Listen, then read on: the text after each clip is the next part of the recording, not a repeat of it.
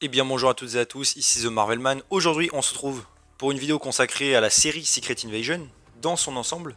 Donc dans cette vidéo évidemment on va reparler du dernier épisode et aussi de la série en général, faire critique surtout, analyse et peut-être quelques théories. Évidemment vous avez le timecode pour vous y retrouver. Et je vais spoiler donc si vous n'avez pas vu la série, partez. Déjà on va commencer encore une fois comme toujours par un petit avis de l'épisode en général. Et alors là pareil je suis désolé, vous savez, si vous avez suivi mes vidéos, que j'ai quand même défendu pas mal la série, que j'ai trouvé assez sympathique, même s'il y a moyen de faire mieux, mais qu'il y a des lacunes qui commençaient à se produire au fur et à mesure des épisodes, des incohérences, des choses comme ça, des facilités. Et bah cet épisode pour moi était vraiment catastrophique. Franchement, je peux pas dire autre chose.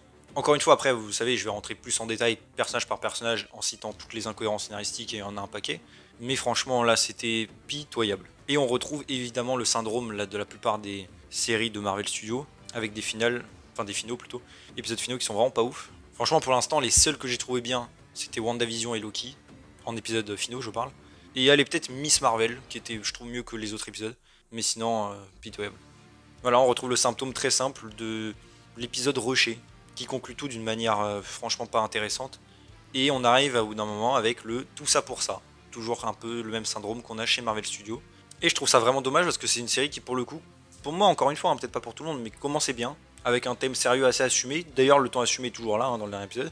On avait aussi une série dirigée par une seule et même personne, du coup, bah, ça paraissait déjà plus cohérent, avoir des épisodes un peu moins différents des uns des autres. Une direction principale, on va dire, mais au final, on perd un peu tout ça dans le dernier épisode. Franchement, vous inquiétez pas, on va rentrer après dans le vif du sujet, mais franchement, une énorme déception pour moi. On va en reparler aussi, hein, évidemment, après, vers la fin de la vidéo, avec un petit bilan, mais franchement, c'est une série qui ne tient pas ses promesses, qui gratte qu'à la surface au final des thèmes qu'elle voulait aborder. Je dis bien au final, hein, parce que dans les premiers épisodes, ça se passait plutôt bien. Et on dirait au final plus une quête secondaire qu'une vraie série, et c'est vraiment dommage. Mais donc, on va rentrer un peu dans le détail cette fois-ci, et on va commencer par Fury. Alors, vous le savez, Fury, évidemment, dans cette saison, vous savez, j'en ai dit du bien. J'ai trouvé ça assez cool de plonger plus dans son univers et son point de vue en général. Le problème, c'est qu'encore une fois, cette série n'a fait que gratter la surface de toutes les problématiques que pouvait avoir ce Fury. Je prends l'exemple du Snap. Le Snap, au final, on sent qu'il a encore un petit stress post-traumatique, il en rêve même avant de dormir, enfin, il a du mal à dormir par rapport à ça. Au final, ce ne sera quasiment jamais abordé. À part dans le dernier épisode où il dit qu'il a ressenti un soulagement, sauf que, évidemment, bah non, puisque c'était Gaïa qui a dit ça, donc non, on ne sait pas ce que Fury a ressenti. On ne sait quasiment rien. Le coup du pain, il est plus trop dans le coup, depuis qu'il y a eu le Snap, il est un peu perdu. Ça aurait pu être très cool à exploiter, mais au final, on n'en fait pas grand chose. On voit juste qu'il va droite à gauche de manière un peu désespérée, et voilà. Et aussi, par rapport à les conséquences de ce personnage, je rappelle quand même dans cette série, on a Maria Hill qui est morte. Maria qui était quand même son agent le plus proche, pareil, quand vous connaissez un peu les comics, vous savez que les deux sont très liés, des fois ils se trahissent aussi. Et au final, bah, pour rien, et surtout on n'a pas vraiment de conséquences par rapport à ça. Encore une fois, quand on voit l'état d'esprit dans lequel était Fury après la mort de Coulson, surtout dans Agent of Shield, c'était 1000 fois plus impactant. Maria Hill d'ailleurs qui a toujours été mieux traitée je trouve dans Agent of Shield alors qu'elle a fait que quelques caméos que dans tout le reste du MCU. Fury aussi d'ailleurs, hein, ses scènes dans Agent of Shield étaient vraiment mémorables surtout dans le dernier épisode je trouve. Pareil, hein, je redis parce que je sais que certains n'ont pas vu mais vraiment si vous voulez voir du bon contenu surtout sur le Shield ou de l'espionnage allez voir Agent of Shield. Nick Fury est parfait dedans, même s'il apparaît évidemment très peu. Maria Hill aussi. Et même on va en reparler mais par rapport à certains concepts même de Secret Invasion, Agent of Shield le fait 1000 fois mieux et c'est vraiment peu de le lire. Talos aussi, du coup, pareil, on n'a aucune conséquence quasiment alors que les personnages se connaissent depuis pas mal de temps. Bon, en même temps, dans le MCU, pour le coup, ces deux-là, on les a quasiment jamais vus, à part dans Captain Marvel et voilà, 2 secondes à la fin de Far From Home. Du coup, c'est vrai que c'est dur d'y croire plus, mais quand même. Pour le coup, sa relation avec sa femme marche beaucoup mieux, je trouve. Mais pareil, en vrai, ça, on a quasiment jamais rien su, donc bon, on découvre ça dans cette série, mais ça marche plutôt bien, pour ce coup-là en particulier. Et aussi, évidemment, un truc que je trouve dommage, et on va en reparler après plus en particulier pour Gravik, mais sa relation avec Gravik était vraiment pas ouf. En particulier le fait qu'à la fin tout leur dialogue pendant la scène bah, ne sert à rien puisque ce n'est pas Fury. Donc en fait non, il n'y a rien en fait entre les deux. Aucune conclusion. D'ailleurs petite incohérence par rapport à Gravik qui va lui dire de prendre ses cachets dans l'épisode d'avant, alors que là il va lui empêcher de les prendre justement et vouloir le tuer, donc pourquoi l'avoir prévenu de base, enfin, bref. En tout cas voilà, Fury dans cette série c'était cool d'en voir plus sur lui évidemment, mais c'est là que je me dis au final peut-être un spin-off plutôt sur sa jeunesse aurait été mieux, j'en sais rien. Parce que franchement là on a fait que gratter un peu de surface. Ensuite, je passe vite fait à Gravik là pour le coup. Gravik qui est un personnage vraiment étrange dans cette série, car c'est un méchant au début dont on peut comprendre les motivations, mais le problème en particulier avec Gravik, c'est qu'on ne sait rien de lui. Et on n'a rien vu de lui. Dans le sens où on apprend que, évidemment, il a travaillé avec Fury pendant des années, il le considère même comme son héros qui a lui rendre une planète, ça il le dit dans l'épisode, c'était assez cool. Mais le problème c'est qu'encore une fois, on n'a pas vu ça. On nous le dit vite fait. Et moi je ne crois pas, je crois, enfin, je crois ce que je vois, mais là fallait vraiment nous le montrer. On n'a rien de tout ça. On n'a aucun flashback à part quand il est enfant et qu'il le parle 2 secondes. Mais il en aurait dû voir plus de scènes entre les deux quand ils étaient plus jeunes, avec Gravik qui fait des missions pour Fury, voir vraiment leur relation. Là on n'a rien, on nous raconte juste. Là le fait que Gravik pareil dit qu'il a détesté tuer un homme innocent pour Fury et qu'il a pris son apparence, ok c'est pas mal. Mais déjà bon, encore une fois on le voit pas donc on n'y croit pas trop. Et du coup, si ça le dégoûte d'avoir tué un homme innocent, pourquoi devoir tuer tous les humains alors, si vraiment il a des états d'âme? C'est juste un psychopathe en fait. Et c'est dommage. Comme je dis, c'est le problème, c'est que ces deux personnages qu'on n'a jamais vus ensemble avant cette série, et que d'un coup on explique qu'ils ont un passé, qu'ils sont liés, mais en fait on sait jamais à quel point, à part un petit peu qu'il le connaît depuis l'enfance. Puis après on explique qu'en fait ils ont fait pas mal de missions ensemble, qu'il a récolté des trucs pour lui, pour les Avengers. On n'a rien vu de ça, donc on ne sait pas en fait, on ne sait pas qui est cette personne. Donc on n'y croit pas. Et c'est assez dommage. Et vous inquiétez pas, après on va reparler du combat évidemment avec Gaïa, je vais en reparler après un petit peu à part. Et aussi évidemment le fait qu'il ait plus ou moins tué quasiment plein de Skrulls civils, enfin bref, ça n'a aucun sens. Ensuite on passe à Gaïa. Gaïa pareil, donc joué par Emilia Clarke, qui n'est pareil, pas très exploité dans cette série, c'est un peu la seule qui est un peu un vrai personnage j'ai envie de dire.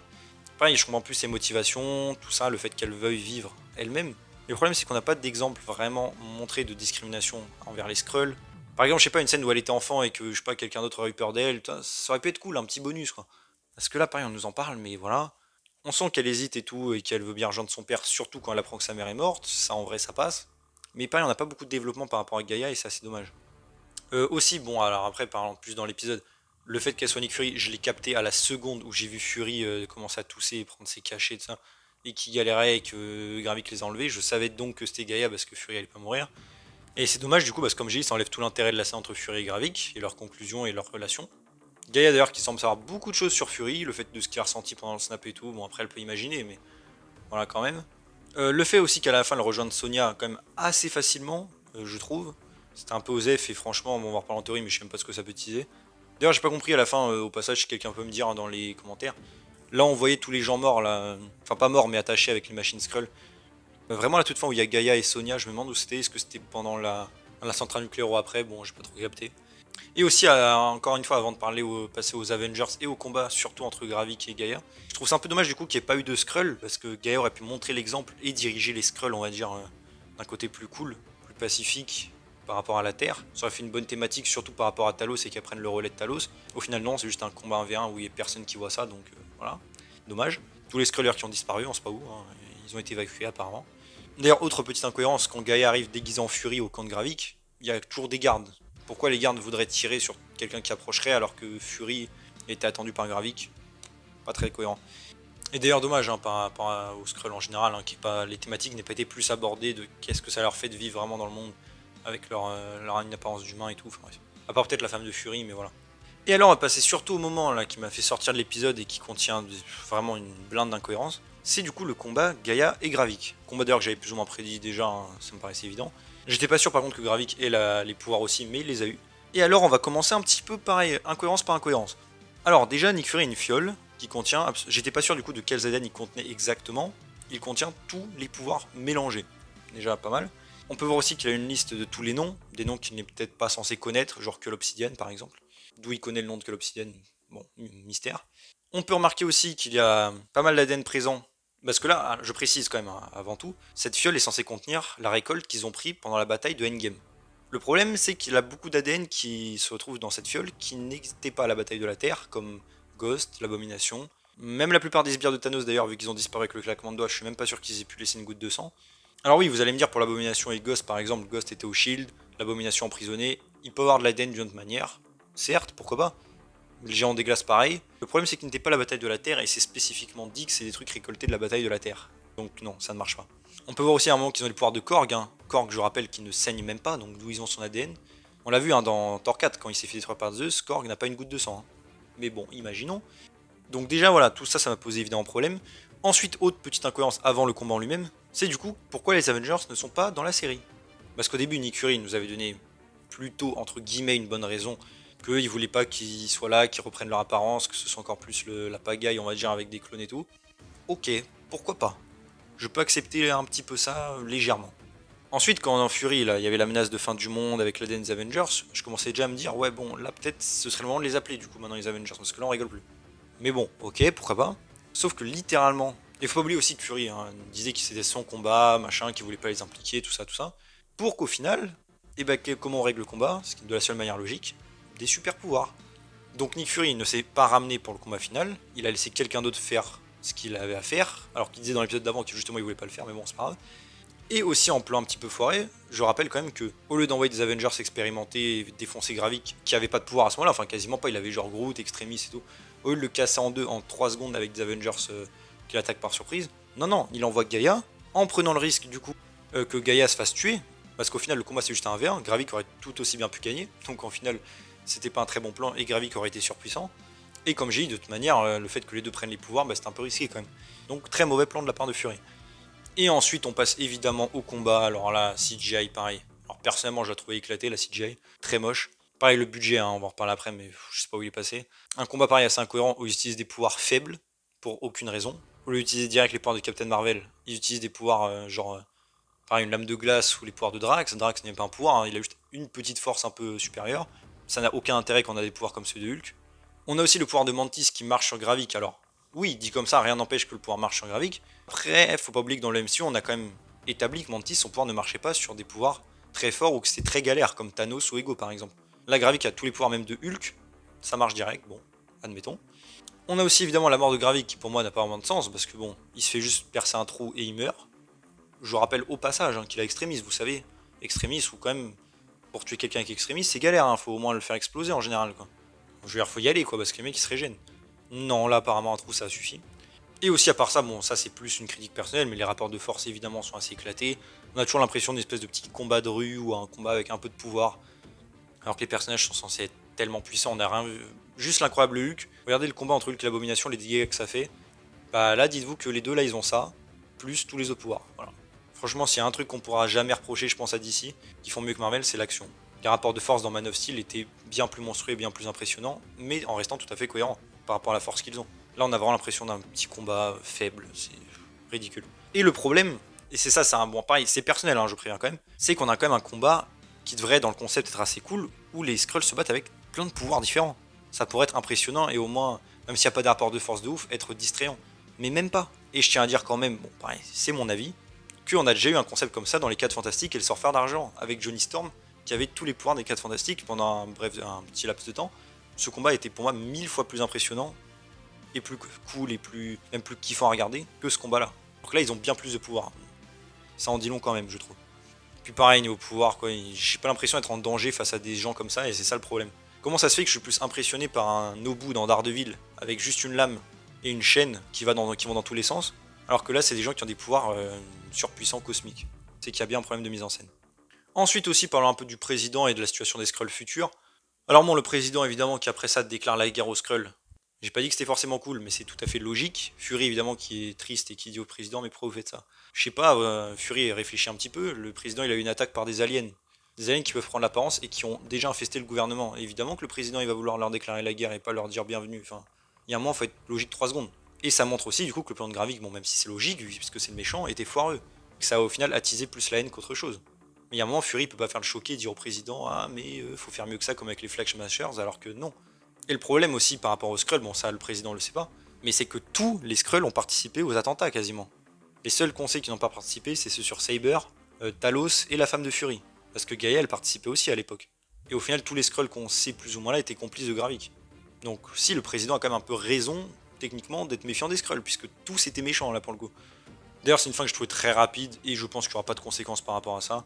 D'ailleurs si tous les aliens du coup sont maintenant plus les bienvenus, je me demande ce qui va se passer sur New Asgard. D'ailleurs, petit spoiler alerte par rapport à The Marvels, a priori pas grand chose, puisque ce qu'on sait de source assez fiable, c'est que New Asgard sera dans The Marvels et qu'ils vont recueillir des Skrulls. Ce que j'avais dit de faire dès le début de cette série. Mais bon, donc on verra comment ça va se faire. D'ailleurs, le président, du coup, qui est déjà teasé que ce ne sera plus le président et que le général Ross va prendre le relais, puisque Fury lui dit qu'il va avoir du mal avec une réélection. Je pense que c'est un petit teasing pour ça. Je coupe vite fait vers le milieu de la vidéo pour redemander, si vous pouvez évidemment, de liker et de commenter la vidéo si vous le pouvez. Cela aide beaucoup évidemment, vous le savez, au référencement, et ça m'aiderait beaucoup. Je vous laisse reprendre. Et aussi, vite fait, on va passer aux prisonniers des Skrulls, avec en particulier évidemment War Machine et Vretros. Alors déjà, bon, les persos qui se sont réveillés, qui se baladent tranquilles dans la base des Skrulls, alors qu'elle est radioactive. Bon, a priori tous les persos qu'on avait enfermés, dont War Machine et Vretros, vont mourir d'un cancer, je pense. Mais bon, mis à part ça, donc on a la confirmation donc qu'Everett Ross était bien prisonnier. Depuis quand, on ne sait pas. Moi je dirais peut-être après Wakanda Forever, mais bon, peut-être qu'il en était déjà à ce moment-là.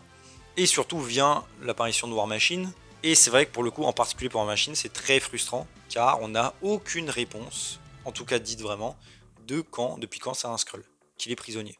Techniquement, en toute logique, ça devrait être depuis pas longtemps, puisque Gravik a commencé ses activités que après le snap de ce qu'on nous avait dit. Donc techniquement, Rhodey ne devrait pas être un Skrull depuis avant. Mais le problème, c'est qu'il a une blouse d'hôpital, ce qui peut donc nous faire penser qu'il est un Skrull depuis Civil War, ce qui serait pareil bien dommage je trouve, parce que du coup on a enlevé tous les trucs par rapport à Tony Stark et tout, dommage, si c'est le cas, parce que pour l'instant, en vrai, officiellement ce n'est pas sûr. Aussi, il faut pas oublier qu'il y a un problème avec les jambes de Rod, et que dans Falcon et Winter Soldier et Secret Invasion, on dirait qu'il n'a plus son truc pour marcher. Et au passage, hein, il a un problème à la colonne vertébrale, donc non, ça ne va pas se réparer ou cicatriser. Après, c'est vrai que dans Endgame aussi, on pouvait le voir ramper de ouf quand il était dans une situation là sous le QG des Avengers. Si ce Rod là était vraiment un Skrull, à moins évidemment qu'il n'y ait pas pensé à l'époque, ce qui me paraît être le cas, en toute logique, ça devrait être le vrai Rod, parce que le Skrull, même dans l'urgence, à mon avis, il ferait pas semblant d'être handicapé. Mais bon. Donc bon, on n'a aucune idée de quand c'est un Skrull, on verra si on a la réponse, peut-être dans Armor Wars. Ça peut être intéressant de développer Rod par rapport à ça, mais bon, on verra ça. Aussi, je casse vite fait là, comme ça, par rapport à Sonya. C'est vrai que pour le coup, ça c'est un personnage que j'ai vraiment bien aimé, bien joué surtout. Après, c'est vrai qu'elle n'est pas très présente, c'est peut-être pour ça qu'elle n'a pas eu le temps de, on va dire, d'être dégradée par la série, et que quand elle apparaît, elle brille. Donc franchement, c'était un bon perso. C'est vrai que ce serait cool peut-être d'en voir un peu plus sur elle, même si bon, c'est pas le perso le plus passionnant et j'aurais le plus envie de voir, mais pourquoi pas. Comme j'ai dit, Jam paraît plus crédible que Valentina à l'heure actuelle en tout cas. Donc ça, c'est un très bon personnage que j'ai bien aimé. Et ça fait plaisir, même si ça aurait été cool de l'avoir plus. Et même d'avoir développé plus un peu sa relation avec Fury, de rivaux plus ou moins mes collègues en même temps. Vu que ce sont deux agents. Bon, ils le font dans la série, mais ça aurait été peut-être cool de le faire encore plus. Alors aussi, pareil, je voulais faire une petite aparté par rapport à Agent of Shield. Alors oui, alors, on va y revenir vite. Évidemment, on n'a pas eu de caméo. Et alors, j'arrête tout de suite les gens, ça n'a jamais été sûr qu'il y a des caméos. Est-ce que moi, personnellement, ça m'a un petit peu déçu? J'attendais moyen, donc en vrai, moyen un petit peu, mais pas non plus de ouf. Est-ce que c'était une nécessité dans l'intrigue qu'il y ait des caméos par exemple d'Agent of Shield? Pas forcément, en restant objectif. Après, c'est vrai que par rapport à certains trucs qui apparaissent dans la série, comme le personnage de Black Widow, Rick Mason, c'est sûr qu'un personnage d'Agent of Shield aurait fait 1000 fois plus plaisir et aurait été 1000 fois plus cohérent, je l'ai déjà dit avant, dans une autre vidéo. Ça aurait pu être Hunter, l'agent May, même Quake, pourquoi pas avec des faux papiers. C'est vrai que dans la logique du scénario que Fury appelle personne du Shield pour l'aider, c'est pas très cohérent en vrai. Après, c'est pas très grave non plus. D'ailleurs, le dialogue sur la cavalerie, qui est une ref à l'agent May, a été enlevé. Donc peut-être que c'était juste pour teaser ou je sais pas quoi. Après, le problème, c'est qu'encore une fois, la demande pour cette série était surtout liée à Agent of Shield. La plupart de la hype venait de là. Donc c'est vrai que c'est un petit peu dommage peut-être. Encore une fois, un petit caméo, même ajouté dernière minute, ça aurait été cool, en vrai, honnêtement. Comme j'ai dit, pour des papiers ou des passeports ou des trucs comme ça. Mais bon. D'ailleurs, je rappelle quand même que cette série a beaucoup de refs à Agent of Shield quand même. Que ce soit dans les trucs, dans les dossiers de Fury ou la ref à Lily Porter. Mais bon. Et aussi par rapport à Agent of Shield, je tiens quand même à le souligner encore une fois dans cette partie. Le problème, c'est qu'elle a fait tout ce que devait faire Secret Invasion en bien mieux. Encore une fois, pour ceux qui n'ont pas vu la série, je vous conseille vraiment de regarder la saison 4 qui est sans doute la meilleure. Et il y a tout un arc avec des LMD, vous savez, des robots faits pour ressembler à des humains. Et dites-vous qu'on a tout un épisode enfermé où on ne sait pas du tout qui est un LMD. On n'est jamais sûr du comment, du pourquoi, de qui on peut faire confiance. Et c'est un épisode littéralement de tension ultime. Ce que Secret Invasion évidemment n'a absolument pas fait, et c'est bien dommage. Donc vraiment, si vous voulez voir à quoi ressemble Secret Invasion en comics entre guillemets, même si là c'est pas avec des scrolls, allez voir vraiment la saison 4. Vous allez adorer, je pense. Et même par rapport au traitement en général, c'était bien mieux. Ensuite, par rapport à des théories, alors là vraiment je le case en vite fait ici parce qu'il n'y a pas grand chose à dire au final, il y a même pas de post-crédit. Donc on a Nick Fury qui retourne sur Saber, ça on le sait vu que dans The Marvels on le verra. D'ailleurs on dirait vraiment une quête secondaire, on dirait il est arrivé, il a fait une mission, il est reparti. Mais bon, on sait qu'il va être avec les Marvels, on sait qu'il va, a priori, aider les Skrulls et tout à trouver, encore une fois, déjà de la paix avec les Kree et peut-être une nouvelle planète. On sait qu'il y en aura normalement à New Asgard. D'ailleurs, peut-être que dans The Marvels, ils pourraient leur trouver enfin aussi une planète vide, puisqu'on sait qu'il y en a, on en a vu dans Endgame par exemple, des planètes inhabitées et qui sont viables pour les Skrulls. Aussi, il ne faut pas oublier, du coup, je case en vite fait, pour les théories qu'il y a pas mal de Skrulls en liberté, du coup, dans le monde. Parce que même si Gravik a été arrêté, il y en a plein qui ont pris des hauts postes qui sont toujours là. Et même si on sait qu'ils ont pris parce qu'ils ont délivré les humains, ils peuvent changer d'apparence, donc ça peut être quelqu'un d'autre, enfin bref, ça va être compliqué. Ah et aussi, je rajoute ça dernière minute, mais évidemment dans le film The Marvels, du coup ils vont devoir nous expliquer pourquoi Gaïa n'apparaît pas et change de place avec les autres personnages, puisqu'elle a les pouvoirs de Captain Marvel. J'imagine qu'on n'aura jamais de réponse. On a eu du coup aussi, pour rapport à Captain America 4, le teasing que le président a priori ne serait pas réélu, ce qui va laisser la porte au général Ross, mais bon, c'est pas grand chose. On a Sonia du coup qui a engagé Gaïa. Pareil, on ne sait pas encore pourquoi exactement pour faire des missions. On verra encore une fois comment ça va se passer. D'ailleurs, Gaïa qui maintenant est un des persos les plus pétés du MCU au passage. Hein. Donc on verra ce sera pourquoi. Si ça revient un jour d'ailleurs, parce que franchement, à part Thunderbolt ou un truc comme ça, je vois pas où elle pourrait revenir. On a du coup, bon, même si c'est pas préparé, Armor Wars avec le vrai Rod qui a été libéré. Peut-être que ça va explorer un peu le temps qu'il a perdu en fonction de depuis quand il a été un Skrull. Ça peut être intéressant, mais bon, on verra quoi. Et à part ça, bah ouais, pas de teasing même des Secret Warriors, imaginons. Hein.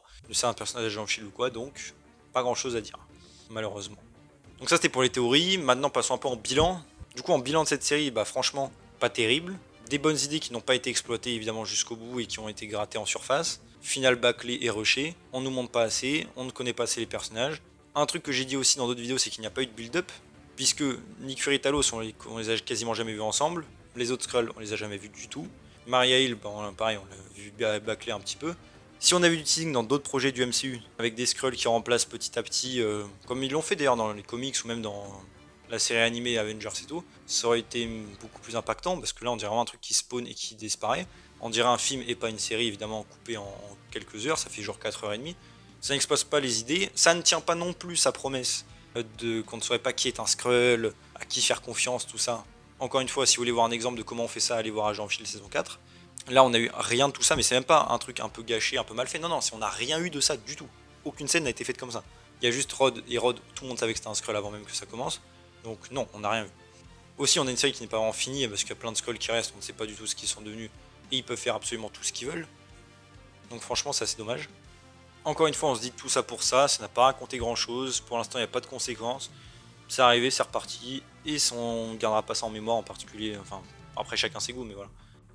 Ah, et aussi par rapport au budget, évidemment. Vous savez que c'est une série, une des plus chères, je crois, de l'histoire au final. Pareil, aucune idée d'où est passé l'argent, sans doute dans le chèque des acteurs, sans doute pas dans les effets spéciaux du dernier épisode. Mais franchement, oui, je me demande où. Bref, pas oublier que la série a été énormément reshootée. D'ailleurs, je tiens quand même à signaler, hein. Rappelez-vous que cette série, on a la version corrigée, parce qu'il y a une autre version, avant les reshoots, qui était moins bonne, sans doute. Donc là, ils ont tout retourné quasiment pour que ce soit mieux. Au final, ça ne l'est pas. Enfin, en tout cas, pas très bon. Et pareil, le délai là pour finir les effets spéciaux, bah ouais, bah ça passe à grand chose. Qu'est-ce que ça aurait été sans le délai? Et donc, encore une fois, un autre truc en bilan, et c'est ce que maintenant je commence à dire depuis pas mal de séries, surtout depuis WandaVision au final un peu après, tout simplement, ramener Marvel Télévision. Je suis désolé, j'insiste beaucoup avec ça, mais à l'époque on avait des séries, encore une fois, qui prennent place dans le MCU, qui étendent l'univers, qu'on n'est pas obligé de regarder pour suivre on va dire l'histoire principale, c'est l'univers étendu comme je l'ai dit. Et c'est des vraies séries développées sur plusieurs saisons avec une intrigue propre, pas des films rallongés qui auraient pu être tout simplement un film. Car là, Marvel Studios démontre encore une fois, en tout cas de mon avis, hein, qu'ils ne savent pas faire de séries, absolument pas. Donc encore une fois, pour moi, solution très simple, ramener Marvel Télévision et les gens qui y travaillent en particulier, laissez leur carte blanche, laissez-les faire soit des projets par rapport à des personnages principaux du MCU comme des super-héros qu'on connaît déjà, ou alors des projets plus indépendants avec des nouveaux personnages, comme ils avaient fait par exemple pour Runaways, Cloak and Dagger, des trucs comme ça. Laissez-les avec plus de budget aussi, parce qu'à Marvel TV, il y avait moins de budget à l'époque, on va pas se mentir, même s'il était mieux utilisé. Et encore une fois, plus de communication afin qu'il y ait plus de crossover, en tout cas plus facilement. Ça, c'est un peu ce qui manquait aux anciennes séries MCU. Et voilà, on repart sur de bonnes bases. Il n'y a pas une surabondance de contenu que les gens se sentent obligés de regarder. C'est du bonus parfois excellent comme Daredevil, avec des crossovers de temps en temps. Et voilà, tout le monde est content, je pense. Pour moi, c'est ça la solution. Et du coup, Secret Invasion, encore une fois, pour y revenir, c'est du potentiel quand même assez gâché. Au final, surtout quand on connaît l'histoire des comics, ça aurait totalement pu et aurait dû, je pense, être un film. Même ça aurait pu prendre place dans une plus grosse saga. Qui aurait pu durer sur plusieurs films, honnêtement. Même si évidemment c'est une adaptation, peut-être, mais ça aurait été 1000 fois plus ambitieux avec plein de super-héros, avec du build-up aussi, comme je l'ai dit. Parce que le problème des Skrulls du MCU, c'est qu'on les introduit comme gentils pendant un film, et ensuite après, d'un coup, ils sont méchants. Enfin, même s'il y a des raisons, mais vous voyez ce que je veux dire. On n'a pas eu vraiment de temps de préparation pour ça. Donc voilà, ça arrive et ça repart comme une lettre, ou comme un livre, enfin comme ce que vous voulez. Il y a des petites tentatives de rendre le tout plus sérieux avec quelques thématiques, mais comme j'ai dit, elles sont grattées. Donc c'est pas un truc de ouf, tout simplement. Et voilà, je pense avoir un petit peu tout dit du coup. Donc n'hésitez pas vous à me dire en commentaire ce que vous avez pensé de la série. Est-ce que pareil vous êtes déçu ou pas? Est-ce que vous avez aimé? À avoir quelques théories peut-être pour la suite, parce que moi franchement là j'en ai aucune et ça m'intéresse pas là, à l'heure actuelle. Est-ce que vous avez foi aussi pour les nouvelles séries? Parce que moi franchement absolument pas.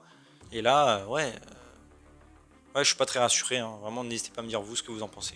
Donc voilà, si la vidéo vous a plu, n'hésitez pas à vous abonner, liker, commenter, partager, activer la cloche. À me suivre sur mes réseaux sociaux et mon Discord, vous avez les liens en description. Et on se retrouve bientôt pour une nouvelle vidéo. Salut tout le monde.